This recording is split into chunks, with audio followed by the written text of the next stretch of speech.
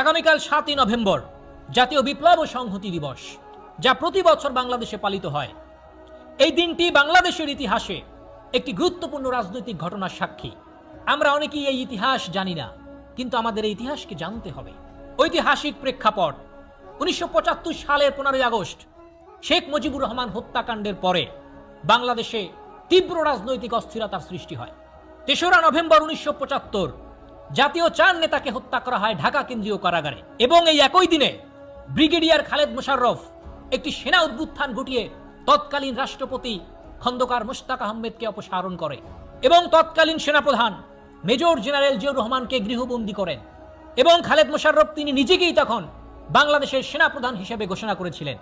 এই ঘটনা ঘটার পরে সারা বাংলাদেশের সকল সেনাবাহিনীর মধ্যে অসন্তোষ ছড়িয়ে পড়ে এবং পরবর্তী সময়ে সৈনিক এবং জনগণের মধ্যে এক ধরনের সংহতি গড়ে উঠতে থাকে, যার মধ্য দিয়ে 7ই নভেম্বর সিপাহী জনতার বিপ্লব ঘটে। তখন সিপাহী জনতা জেনারেল জিয়াউর রহমানকে ওই বন্দিশালা থেকে মুক্ত করে রাজপথে নিয়ে এসেছিল, এবং ওই দিনেই মেজর জেনারেল জিয়াউর রহমান ক্ষমতার কেন্দ্রবিন্দুতে আসে। এই বিপ্লবের মধ্য দিয়ে একটি অঙ্গরাজ্যের হাত থেকে রেহাই পেয়েছিল বাংলাদেশ, এবং আমরা পেয়েছিলাম পূর্ণ স্বাধীনতা এবং সার্বভৌমত্ব। পরবর্তী সময়ে এই দিনটিকে জাতীয় দিবস হিসেবে ঘোষণা করা হলেও আওয়ামী লীগ ক্ষমতা আসার পরে এই দিনটিকে অস্বীকার করে এবং জাতীয় দিবস থেকে বাতিল করা হয়। ইনশাআল্লাহ বাংলাদেশে আবার এই ঐতিহাসিক দিনটিকে জাতীয় দিবস হিসেবে পালন করা হবে।